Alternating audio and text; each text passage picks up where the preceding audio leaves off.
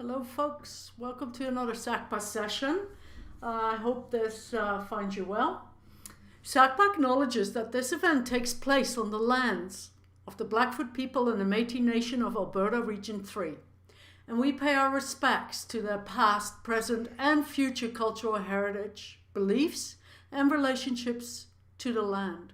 SACPA commits to assisting reconciliation efforts by raising awareness of the ways past and present injustices can be reconciled.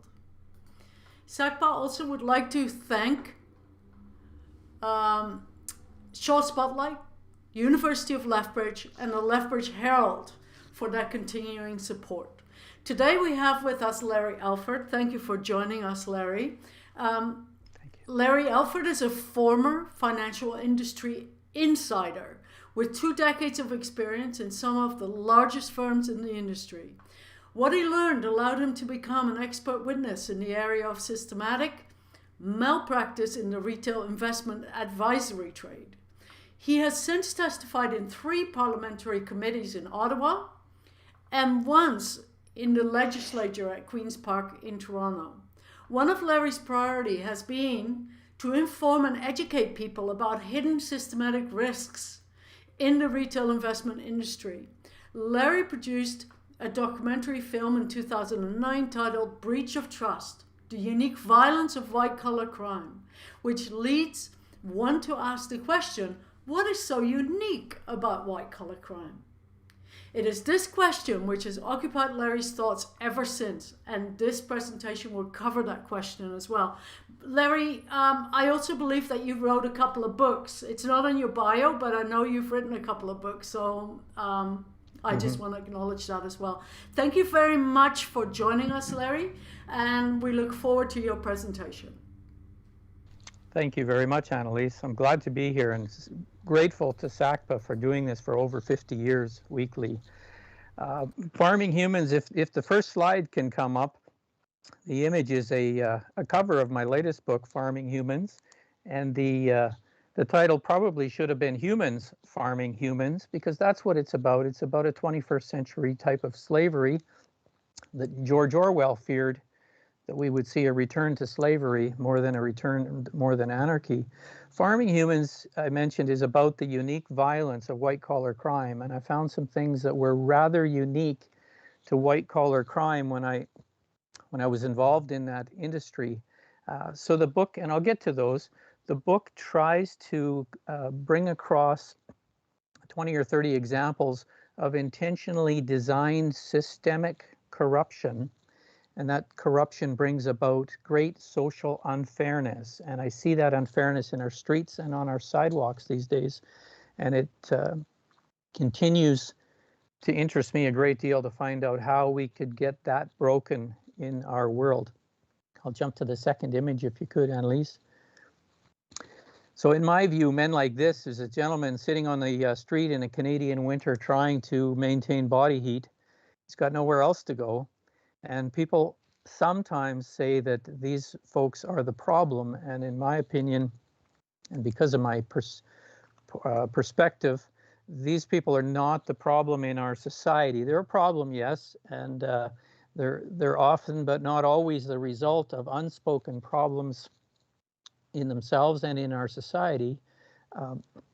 But the bigger problem is elsewhere. These folks, a lot of them I see as the result of our societal problems, systemic problems. More than half of Canadians live paycheck to paycheck. This means that all it takes is 1 or 2 changes in circumstances, and more than half of Canadians could possibly face this kind of a situation. So it can happen to anyone. I thank God it hasn't happened to me. I'm going to share with you some of the secret tricks of billionaires that they use to make sure that it happens to other people and never to themselves. Keep in mind that this is all a thought experiment on my part. There's some experience, there's some observations, there's a lot of years, but I can't connect all of the dots in all of the circumstances, and some of it has to be a thought experiment to generate what the solutions are, or even generate questions. And it will generate comments from some of the viewers, and they will help me to understand more of what I'm talking about. I'll get a great amount of information and feedback to generate learning in myself. Let's go to the next one if we can. This is a closing slide of my SACPA presentation of 2018. I was dying to speak to SACPA in 2018 after the Lethbridge Chief of Police quoted in his SACPA presentation about the drug addiction problem of people dying on our streets. He said, "We cannot police ourselves out of this situation." And I had so many answers in my head that I couldn't say. I was standing at the back of the room. And then when Dr. Wild from the Lethbridge Regional Hospital Emergency Head of Medicine spoke to SACPA, he quoted the Chief of Police, same words, "We cannot arrest our way out of this problem." And he was talking about how the healthcare system was becoming burdened to the point of near collapse, maybe not collapse at that stage, but near. The answer that was screaming in my head, and the reason I begged Knut to let me speak to SACPA, is the answer is we cannot arrest our way out of this problem, is in my view, because we don't arrest anybody at the top that causes the problem. So we can't arrest the things that are the result of the problem because we absolutely refuse to look upwards. It's like my dollar store flashlight here that only shines downward, and I turn it upward and it quits working. And the justice system is somewhat like that, or some of the policing, prosecutorial, some of the interest in catching people, it kind of wanes when you have to go and catch people who are much more powerful you and much more influential than the people doing the policing. So justice does not go up as quickly and easily as it goes down. Next slide, if we can. This is an image of our planet zoomed out, I call it 3,000 times. I don't know how far out we are. No one promises tomorrow. And the quote also says, what are we doing today to ensure that we actually have it tomorrow, We're in rather strange times at the moment. And to make sense of some of these times, I have to zoom out and look at the big picture and see things from a different angle.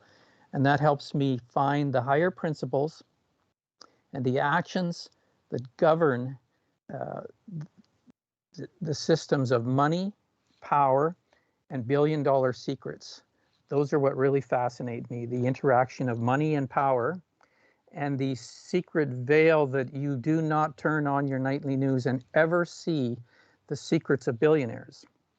One of the indicators of where you're being lied to and how you can tell the truth is the lie is always something that's shouted to you with a megaphone from the rooftops and the screens, and everything is pushed at you.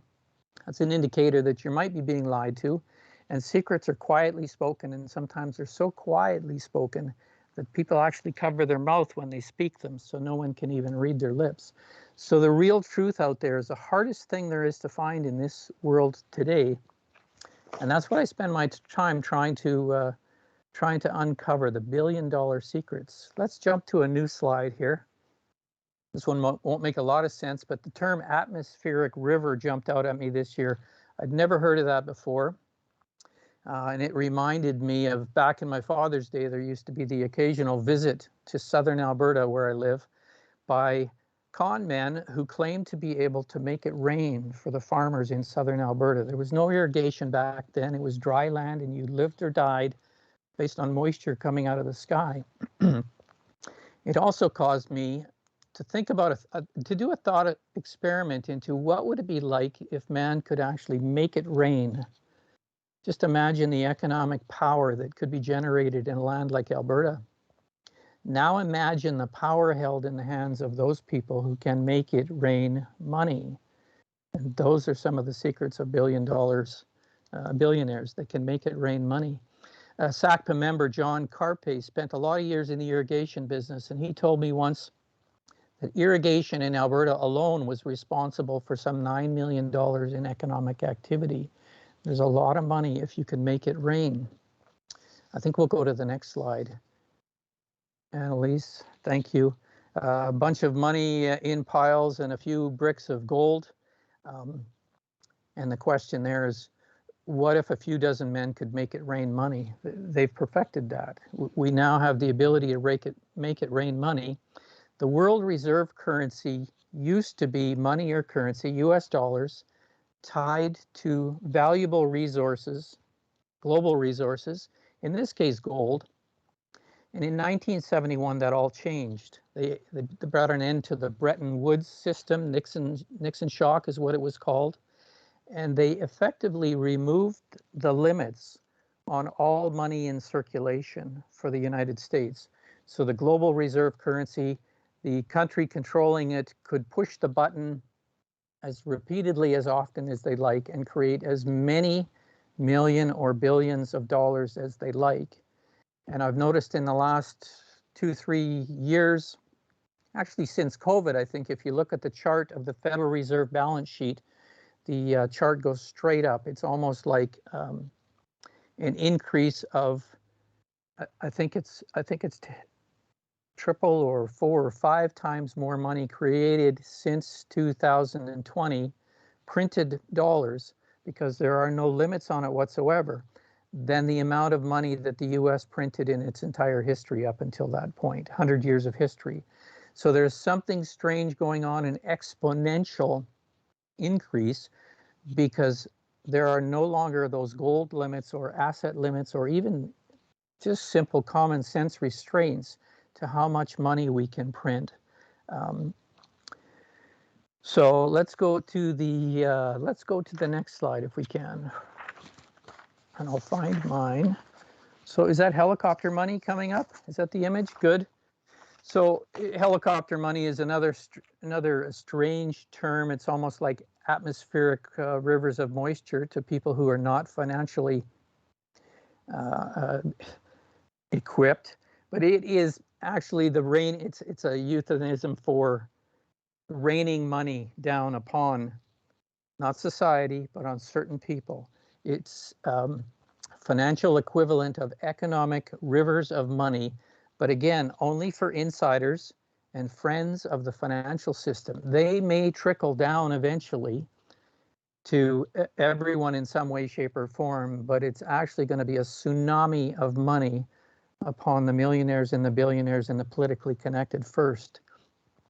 What that does is that raises the cost of living. Imagine a level of water raising to a point where ordinary people have to drown. They cannot maintain themselves in that kind of a system. So when they took the limitations of any kind of asset backing the US dollar in 1971, they took that away. It meant that farmers no longer had to, it meant that some people no longer had to manufacture or grow or produce anything. They could just make it rain money. But of course, that doesn't apply to you or me or members of the audience. It only applies to a few people. Let's jump to the next slide. Slide number 8 is a former US Treasury Secretary holding up a sheet of newly printed bills. He's a former Goldman Sachs executive, second generation, has an amazing history to look at. But imagine if you could begin to print money for a few pennies. It only cost a few pennies worth of ink and paper to now create US dollars, where it used to require the backing or the holding or the retention of physical assets of some kind to represent wealth and value. So imagine now being able to push a button and get your hands on $1 billion without anybody able to question you or stop you or hold you back. That's secret number 1 to farming humans, is first capture the ability in whatever economic game we're playing. Give me the ability to create the money. That's what some people have said. That's what they've accomplished. Next slide, please. We've got Dr. Lawrence Lessig, Harvard Law professor, giving a TED talk here that I'd encourage you to watch. He explains how only 0.02% of the US population, 0.02% of the US population, get to choose who can run for the office of the US president. So in other words, if there's only 0.02% of the population that gets to choose, while the rest of the population is led to believe that they get to vote and select who gets to be president, The game is fixed before the vote is even cast. They have selected who you get to choose from as a voter, if you're a US citizen, before you get to exercise your right to vote. So that's a clear rigging of it, and he says it is a corruption of the design of a representative democracy. We're choosing someone who's going to represent our interests. We think we are, but the actual choice of who gets allowed to even apply for that job is vetted by the 0.02% of the population before your vote even gets debated. This is step two. Step one is we capture the money. Step two is we capture the power. We're going to go to the next slide if we can. Shows a tilted playing field. Looks like a soccer or football to me. English football. Step three is to use that wealth that you've created, unlimited rivers of money, and corrupted power, unlimited access to power, to tilt the playing field to purchase whichever rules and laws that the elected and the elected representatives of the public, those connected to the public money and power, the public purse. Those are the first to gain the ability to create the money, and then first to gain the ability to create the money, then create the rules, and then rig those rules for the next 100 years for the benefit of private parties and at trillions of dollars of cumulative harm to society. So we wonder why there's a guy sleeping on the sidewalk in the cold today in a Canadian winter. And in fact, that person cannot even picture having the ability to afford the cost of living when some people are raining trillions of dollars down upon themselves. I think we're going to go to the next slide, Annalise. Helicopter money, raining dollars out of a helicopter. I hope I've sparked an interest in you to learn more about how money's created. I believe it to be at the core of our largest current day problems. Central bank data shows helicopter money tactics have created many times more money printed by privately owned central banks since 2008, which was when it really changed, than was created over the last 100 years. It's raining money, and then the question has to be asked, the thought experiment, what is it doing to the planet? We see what it's doing to society and the economy. What is it doing to the planet? I'm not a climate scientist by any stretch, but has anybody else noticed changes in our economy, changes in our weather, changes in a lot of things? I think we'll jump to the next slide now. Couple of kids trying to climb a stairway. You can see the kid with the unfair advantage on the right. He's got a staircase of money, allows him to go straight to the top easily, quickly. And then he sits there and puts his, taunts the other kid and calls the kid on the left lazy. We do that as a society. We worship the people who can race to the top and who can make everything look rather easy. And we actually have a bias at looking down, at ostracizing, at separating ourselves from those people who cannot compete in that world. Next slide, if we can. Homeless people on the streets. I took my son on a trip to Los Angeles in 2006, and I found hundreds and hundreds and hundreds of people sleeping on the sidewalks. I'd never seen that in my life, and my son had never either. We were completely blown away by that, and I've been trying to understand ever since, how is that possible? This image isn't Los Angeles, it's Lethbridge, Alberta. It's now here in my community and in every community, from what I can tell. Our streets consist of a different world. It's a world of economic refugees, if I can, call it that. People who are in no way, shape, or form connected to the system of money or power creation. They're completely left out. And we label those people, we give them all kinds of terms, some deserved, some undeserved. Certainly there's drug problems.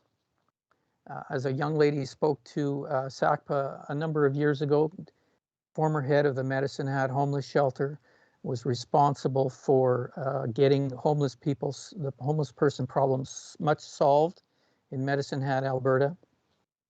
she said, when people tell me I never give money to homeless people because they'll just spend it on drugs or they'll waste it on drugs or alcohol, she said, what do you think they're going to spend it on? A love seat and a end table for their cardboard box that they're sleeping in? She made it very, very clear. Her name was Audrey, and I can't remember her last name, I'm sorry. For crying out loud, I actually say FFS here, for anybody who knows what FFS is. We're smart enough to put water wings on our children before we throw them into a deep swimming pool. And yet nobody in society suggests that we should support our weakest citizens because they say it'll make them weaker. We toss them into a pool filled with water that's been filled by rivers of atmospheric money that they don't have access to, and we wonder why they can't swim. We wonder why they drown. We wonder why they turn to alcohol and drugs. You might as well, I might as well, if I were put in those same conditions. So it's not up to me to judge. It's up to me to try to understand the problem and see if there's a way to solve it and how I can help. Let's go to the next slide. Thanks, Annalise. This is an image of two guys looking at a tangle of network cables. This is actually Annalise's server room in her closet, and these two guys are doing the economic study. And one guy says, "There's a problem with your government. Your wealth circuit got plugged into your political circuit." That's exactly where we are today. Our wealth circuit has been completely plugged into and has captured our political circuit. So the unique violence of white-collar crime, another aspect of it is, again, there's little to no interest in prosecuting the crimes of the rich and powerful. In many cases, we find that our political servants and our public servants are actually benefited more by defending the crimes of the rich and powerful, by helping them to obtain deferred prosecution agreements, by making sure that things don't get dealt with in an open public manner. The crimes of the rich and the powerful, these invisible crimes that are never seen in the media or very rarely, they are a wonderful profit center for those at the top and the millions of handmaids, professionals who serve those at the top. There's a class structure there that prevents justice from operating in an upward direction. Not in all cases, but like a law of gravity or something akin to a law of poverty, the light of justice does not shine upward in anywhere near the rapidity or the ease with which it shines down upon people who are weak and defenseless. It's literally free money. Crime is literally free money, in my experience, my perception, at a level of about $100 million. I do not see prosecutions. I do not see reporting. I do not see court cases. If you go to the police with even a $10 million crime in my community, people tell me you're likely to be told, well, we consider that a civil matter and not a criminal matter. They don't know. It's not they don't know. They're not trained. They don't have the backup. They don't have the tools. They now have semi-automatic weapons, but they don't have the tools to go after financial bullets and financial crimes. So the force of light gravity always seems to be applied more easily in a downward direction. That applies to criminal prosecutions, police takedowns. You steal a set of wheels and get away with it. The police could come after you with helicopters and searchlights if need be. But if it's, like I say, if it's a $100 million crime, they're out. They have other things to do. And I give the police a ton of respect. Please don't assume that I don't respect what they're doing. They are giving me a feeling of safety in a world in which it's very easy to feel unsafe. And in my community, they do an amazing, amazing job. Polite, respectful, professional. I'm just saying that they don't have the tools to go up in the $100 million level. It's like uncontrolled airspace. When I flew helicopters, there was flying close to the ground in controlled airspace. Usually for me, it was 500 feet. Anything above that, I get scared. And in crimes of the $1 million, $10 million, $100 million range, You're talking about completely uncontrolled airspace. It's like that image where we zoomed out on the Earth and we're looking at it from 100 miles above the surface. There's no law up there. There's no rules. It's uncontrolled airspace. Same thing in the economy. Let's go to the next slide, Annalise.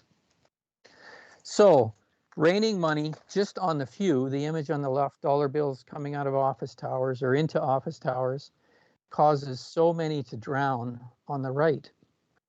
When we create a game which encourages the destruction or the exchange of much of the world's resources for little green pieces of paper, there are a lot of people who are not in the business of creating little green pieces of paper or can't do it easily. They end up drowning in the higher cost of living in such a world. So I'll repeat again, we put water wings on our kids before we toss them in a swimming pool. We don't say it's going to make them weak and that we should let them some drown, okay? We actually try to keep their heads above water, and we're not doing that in today's society. Let's go to the next image. I'm on slide 16. I'm going to try to get to 20, Annalise.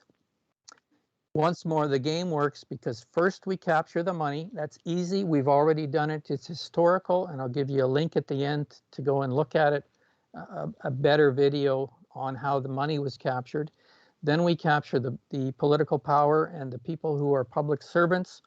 Then they can rig the rules in the favor of the richest people, and you repeat that or cheat that game until someone is a trillionaire. Next slide. This is an artist's portrayal of the world's first trillionaire. This is the man who won the race of converting most of Earth's resources into tiny bits of green-colored paper. Here he sits with the last tree on the planet. He's the winner. Sadly, he doesn't have enough oxygen to do a fist pump to celebrate and go woohoo. He can't say woohoo either. That's the world's first trillionaire. If I can continue the thought experiment of what do we do if we destroy the resources of the earth in a race to capture green colored bits of paper. And now with the ability, with no limits on the creation of money, we can destroy it all. We can hit a button endlessly, infinitely. Next slide, please. So complex systems are easily destabilized. I've had the experience of crashing a couple of helicopters in my lifetime. It's given me some unique insights into how complex spinning systems can quickly destroy themselves when something goes out of balance. Shit happens, and it happens really fast, and it hits the ground really fast. Next slide, if I can. So complex systems are easily destabilized. They can and do destroy themselves if things go out of balance. And now we're back to our thought experience of wondering how the creation of atmospheric rivers of money may destabilize the very earth itself. That's a thought experiment for you to teach me about because I'm not a climate scientist. Next slide, if we can. But a thought experiment that I can do is this gentleman standing in front of a terrarium that he's had 63 years, that he says it's never been open. It's a closed system, kind of like our planet in my understanding. And so printing money without limits might be like lighting fires inside of a closed system or putting a fire underneath it to heat it up a little bit more, which money does to the economy. What would that do to a closed system? What would it do to this terrarium? I'll go to the next slide if I can. Good. Like printing money without limit, has anybody else noticed how the weather is getting a little strange lately, the economy a little strange, the politics a little bit strange? It's kind of like boiling frogs is what the world feels like to me. And that's my thought experiment. We'll go to the last slide. And it's a repeat, and it says, no one promises us tomorrow. What are we doing today to ensure that everyone has a tomorrow? I'm really grateful to SACPA for the chance to come here and share this little talk. Thank you, Annalise. Well, thank you, Larry. You blew me away. Anyway, you did so at your talk previously at SACPA, and you've done so again.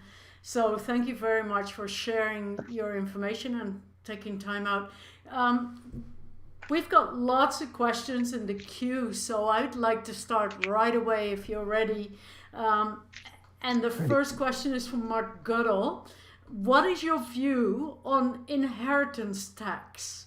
Would that help to prevent the billions from being passed on to billionaires instead of being channeled to healthcare and pharmacare, etc.?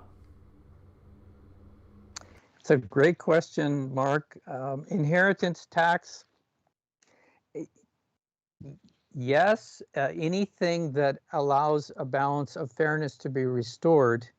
You know, I'm not a guy that just wants to change the laws and take money from the rich. There are some rich who have deservedly acquired a lot of money, but they have done so inside a system that has made it rather easy. The slope for me, I was born in a time when I had every advantage: right time, right place, right country, right race, no disrespect. I was lucky.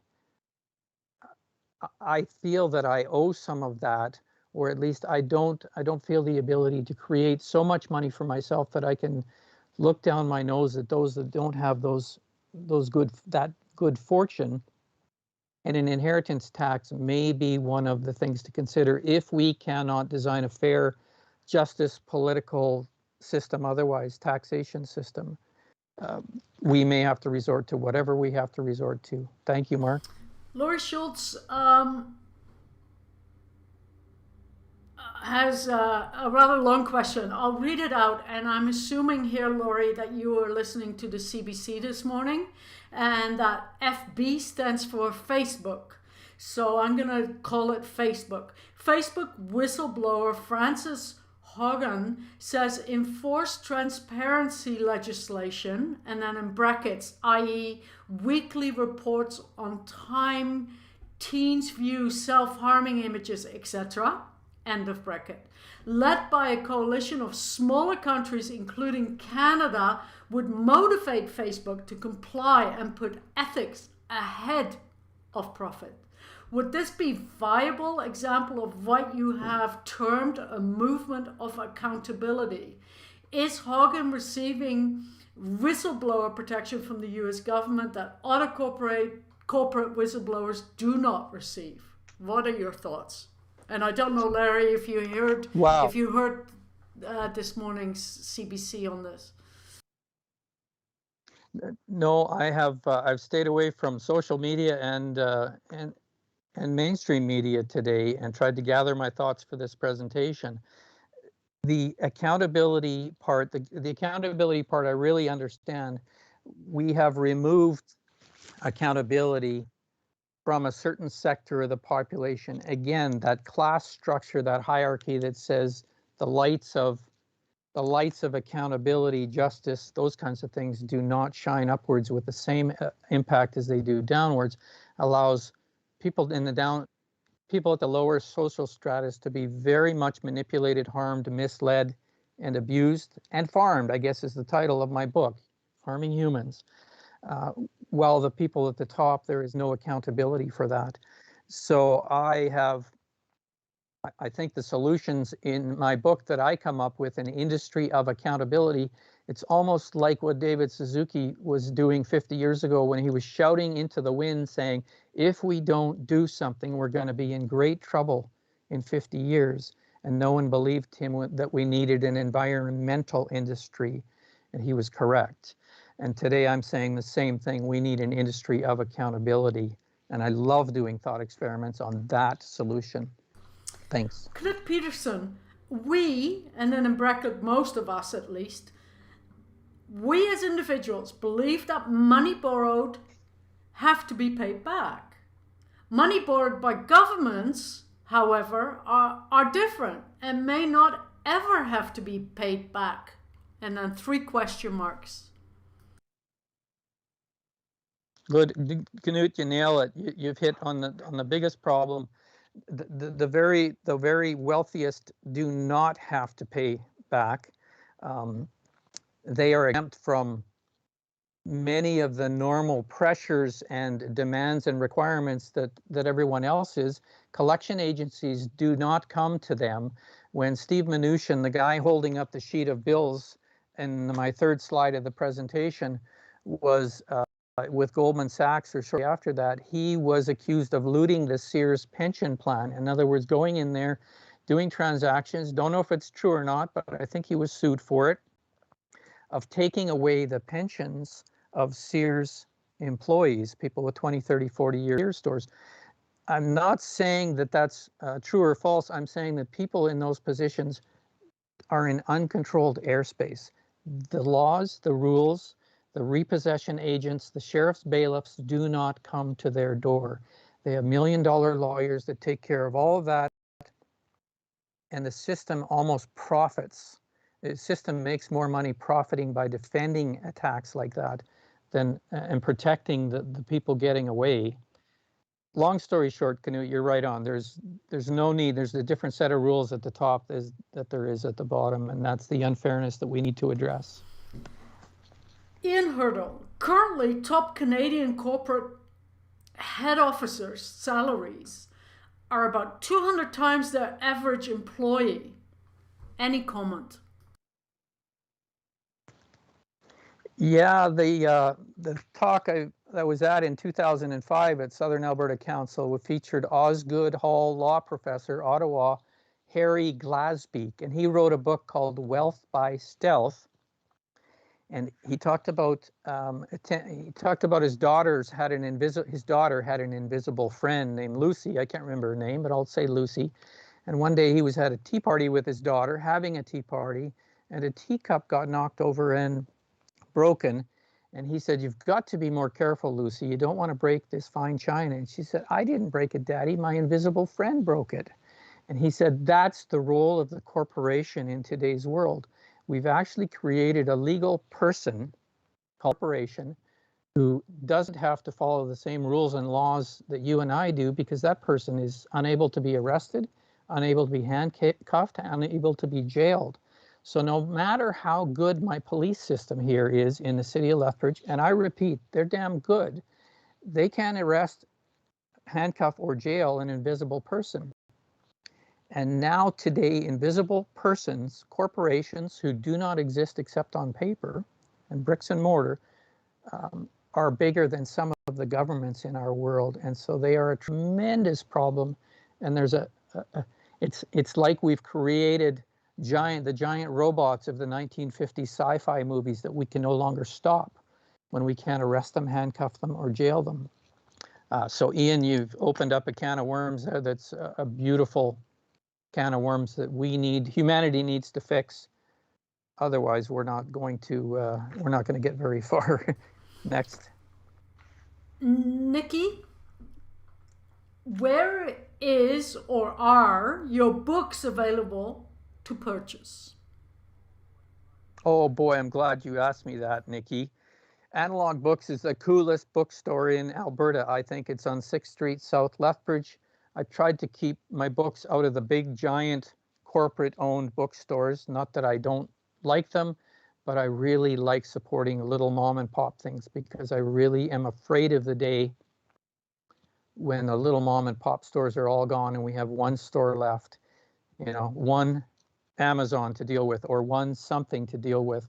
My book's on Amazon, sadly, but I wanted it to be able to be purchased by someone in Japan, in India, in wherever, and most of my book sales are in overseas locations. So I appreciate Amazon's there, but I much more appreciate giving my business to the little guy on 6th Street. And I know your latest book is Farming Humans, but you've had other books. Could you give us the title? The first book, it was a writing and learning experience, so I'm not going to brag about it, but it was titled About Your Financial Murder. And it was the 10 or 20 or 30 things that no one will tell you about financial investment advisors and the investment advisory business, and how they pick your pocket and end up with about half of your retirement funds after 20, 30 years. Thank you for asking. Yeah, I read that book. It was great. Thank you for writing it. Ian Hurdle, we have a large debt with our COVID response coming due. Are we going to have to change our tax and social funding approach? In other words, thanks, Ian, for the question. Are we going to have to change to collect that money or pay it back? I'm sure the bankers of the world and the corporations at the top, the financial corporations, will say yes. And if I'm one of the little guys at the bottom, I'm going to say no. I think there should be a debt jubilee, a forgiveness of debt. I'm no biblical scholar, but I understand it goes back to biblical times, a forgiveness of debt to reflect some of the imbalances. And we have now some of the greatest imbalances that I can imagine in history. In my history, we certainly have, in my knowledge, we have some great imbalances. And I say the game has been tilted for 100 years to 12. It can be traced back to 12 men who privately own the Federal Reserve. And those 12 men have been able to print money freely, especially after the gold standard was removed. And everybody else has been left to drown, sink or swim. Everyone else on the planet has sink or swim. And that deserves some level of forgiveness. And the thing that supports that is I don't think the US or anybody their debt is not sustainable. Many countries cannot be repaid. So it's a matter of collapse and let the dust sort it out, or some kind of fair forgiveness process, which might allow a little easier, less violent collapse.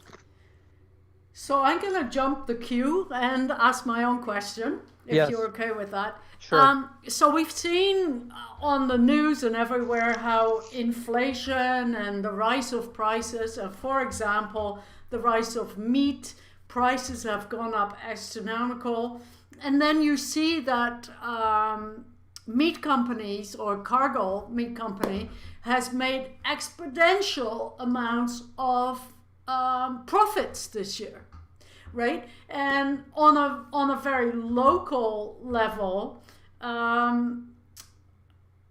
friend of mine was buying a Christmas tree from a local market, and the Christmas trees there were supplied by a very local company that grew those Christmas trees, and all of a sudden the price had increased again from previous years hugely. And when they challenged that the person selling the Christmas tree says, oh yeah, there's a real run on Christmas trees and the Americans are buying them up. And it's like, well, you're not supplying the Americans, you're supplying this local little market here, right? And so it feels like our prices are being increased, all our prices are going up, yet when you really want to trace that back, it's often, inflation or whatever, but everybody else is making a profit.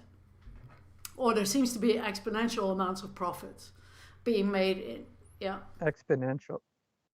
I would say that's why I think it's important to support the little guy, to go downtown, to support the local grocery store, because damn, we're going to miss the local grocery store when we're 20 years older, unable to drive ourselves all the way out to the big box store. And when there's only one big box store left, when they've kind of captured the entire marketplace and put most others out of business, it's kind of like the movie WALL-E. If anybody's ever seen the cartoon picture WALL-E, where there's one store left on the planet, or one, and in fact everybody has to leave the planet to go. I won't go into it, but we'll be very, very, we'll be hurt even worse than we're pressured today by inflation and high costs, when competition has been killed off and there's nothing but one corporation left to dominate the world. Thought experiment. Sorry. Okay. Our next question comes from Laurie Schultz. What was the outcome of the Parliamentary Finance Committee that you presented to? Absolutely nothing. It was a show of sound and thunder, and it was a theatrical performance, and I walked with my wife. It was my third time testifying in Parliament. I walked with my wife down to the Supreme Court building. I stood behind the Supreme Court building. You know what, Annalise, there's a nice picnic area there, looking down a 200-foot cliff into the river. And I thought about jumping. I seriously thought about jumping.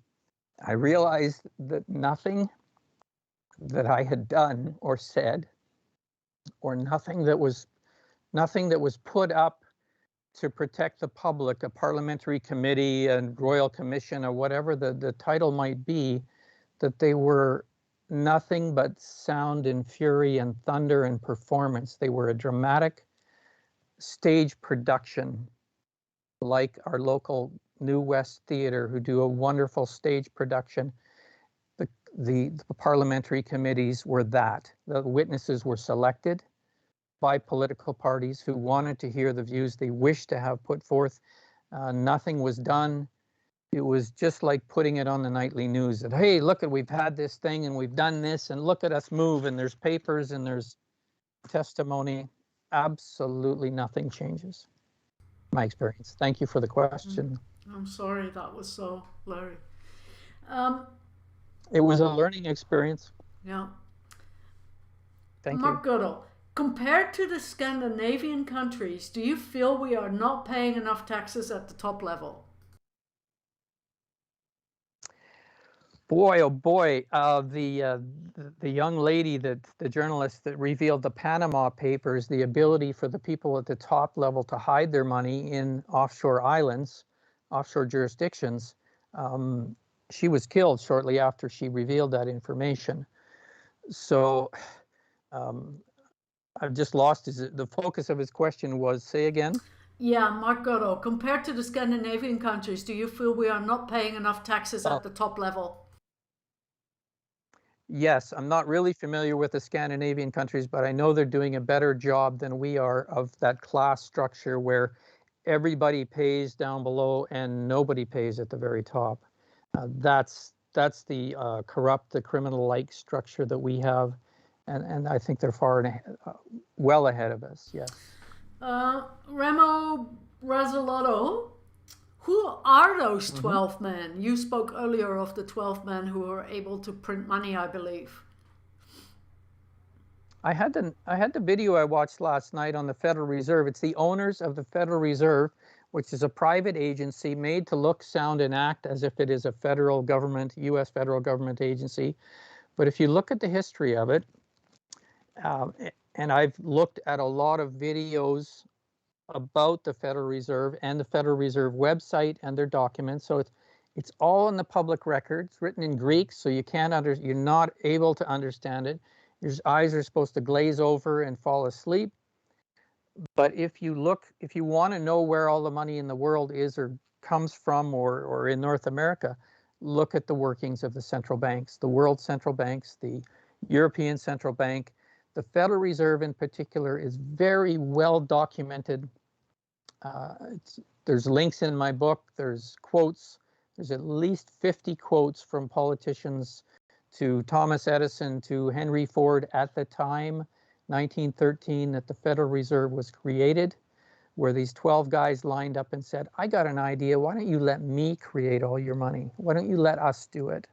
We'll print the money, what could go wrong? And here we are 100 years later, 107 or 8, and everything is going wrong. And we're not supposed to look up. Don't Look Up is the movie you watch on Netflix these days. Very controversial. And it's the same sort of thing on the environment as the financial thing. Don't look up. Never shine the light of day upward at the power. Never look up. The justice system doesn't look up. Rarely. That's a fun and amazing movie to look at, to see why we're making those same mistakes in the financial environment that we're making in our natural environment. Sorry, I can't remember the movie I watched last night. I wrote it down. I don't have it in front of me at the moment. Our next question comes from Knut Peterson. World government deficits are totally out of control, as you mentioned. And if those deficits were to be paid off, the world economy would tank. What needs to happen over time?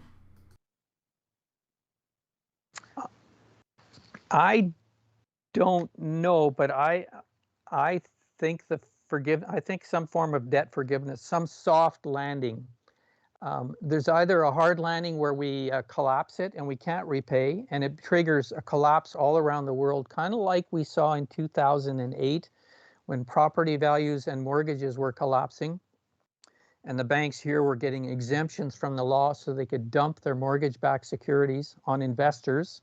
Different story, but anyhow, I think a softer landing, a deflating that debt bubble kind of nicely so it comes down like a nice tent and protects society and every member of society somehow, except corporate persons. I don't have a lot of love for corporate persons, those people who are invisible and can't be arrested, handcuffed, or jailed.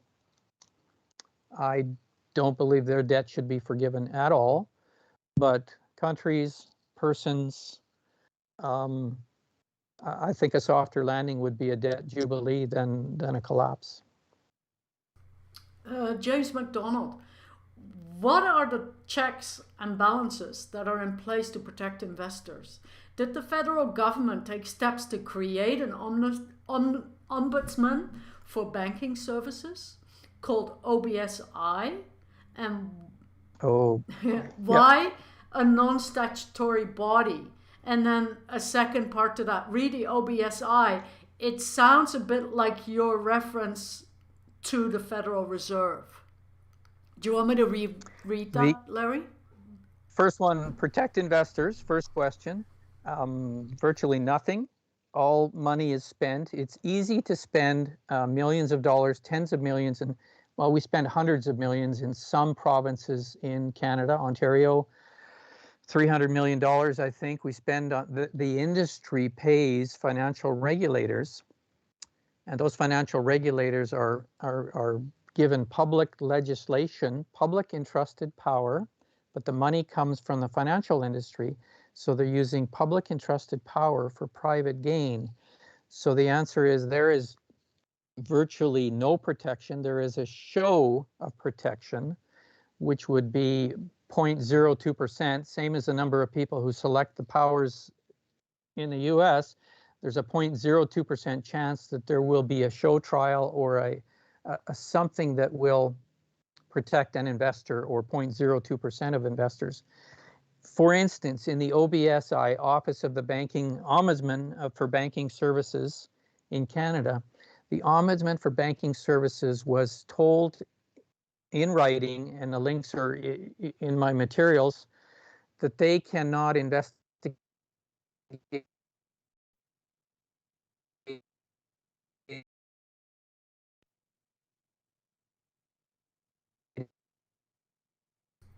Larry, you seem to have disappeared on us. Let me try and get Larry back on Skype. It seems to be that Skype's kind of hung up on Larry.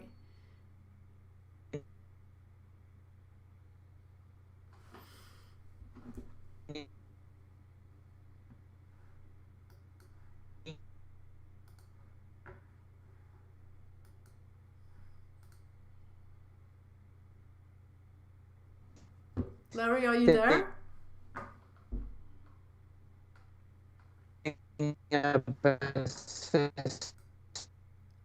Larry, we've kind of lost you. Can you put...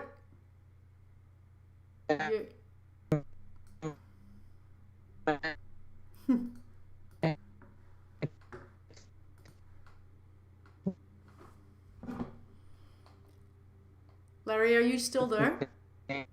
Can you turn off your camera, Larry?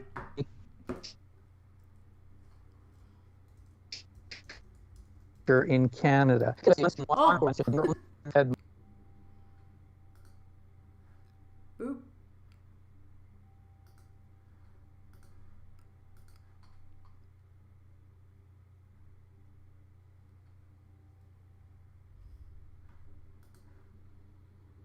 I'm just waiting for Larry to rejoin us. Larry, are you there? I am. Great. I was just saying the OBSI, Office of the Banking Ombudsman, can no longer investigate if every person in Canada has been affected by a problem with a bank. They can't do it. They can only investigate Mr. and Mrs. Jones' complaint or another complaint that might come to them, Mr. and Mrs. Smith's complaint. But if the fault or the fraud or the corruption picks the pockets of every banking customer in the country, everyone in the land, they can't investigate it because that's a systemic problem, and they can't. That power was taken away from them a number of years ago. So that's your answer on the OBSI investor protection thing. I hope that helps the question.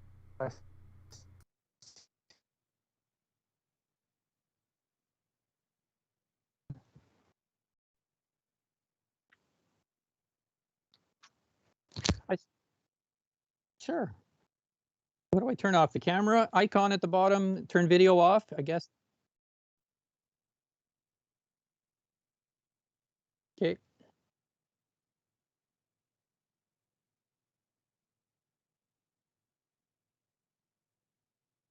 Sure.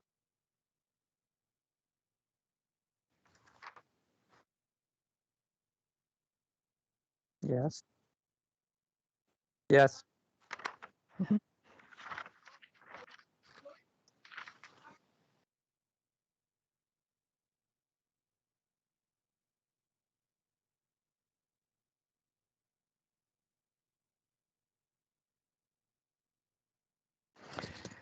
I don't know the answer to that. I'm sorry. At the top of my head, I haven't run into B Corp certified companies, or I haven't spent any attention on it, or I've missed the boat on that. I apologize, Lori.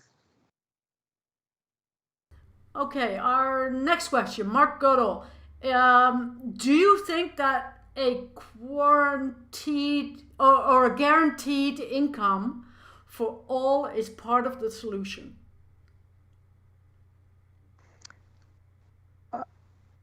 It certainly is on the table for discussion. It comes back to that image of me of the people who are drowning in the environment we have now. If we can't bring down the free money raining upon billionaires, or the world's first trillionaire, shall I say, we have to somehow bring up the people who are drowning in that additional cost. If I can print $1 trillion, give it to my best friends, I can affect the value of property around my immediate circle to a point where people, many people, thousands in my community, could no longer afford to live here. That's what we're doing on a global scale. We're making it so people can't survive.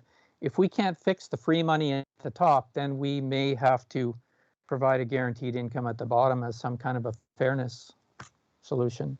Good question, Mark.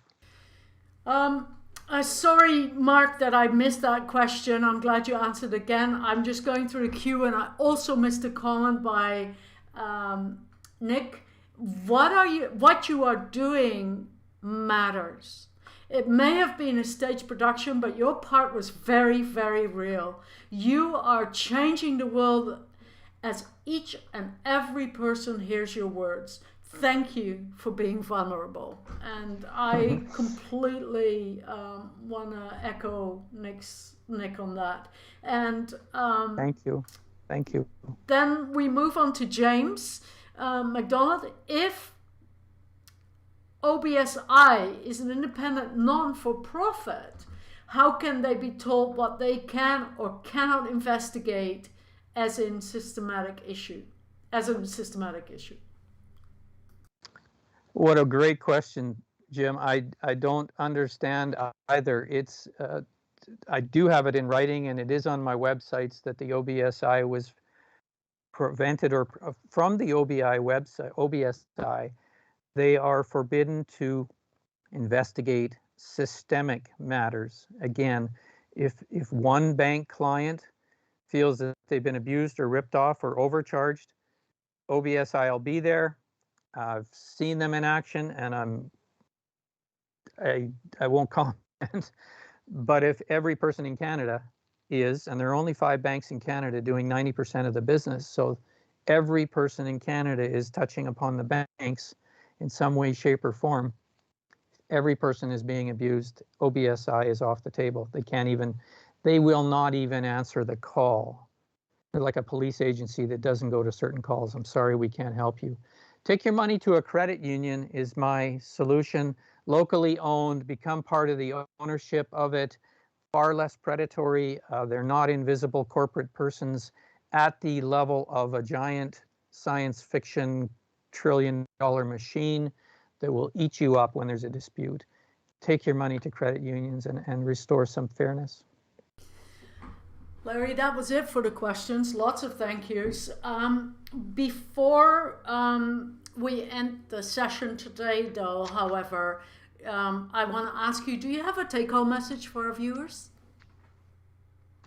Take-home message would be to educate yourself on those 12 people who created the Federal Reserve. Look up the history. I think it was the history of the Federal Reserve was the YouTube documentary that I looked at last night, and it was amazingly well done, and it was referenced and sourced and historical, factual, not conspiracy theory nonsense. If you can learn how money is created, educate yourself on what money is, how it's created, and who gets to create it, you will be so much further ahead as someone able to protect yourself, protect your family, protect your society, which ultimately protects your freedom in this world, may even protect your environment that we have to live in. And watch the movie, if you want a fun one and a very good one, watch Don't Look Up, because it tells us how easy it is that we're fooled and silenced and distracted by the goofballs up above trying to fool and distract and silence us. No kidding. Beth Mundell, thank you so much, Larry. Knut Pedersen, many thanks, Larry. Miss seeing you in person. Laura Schultz, Larry, thank you for a powerful and enlightening presentation today. Much food for thought.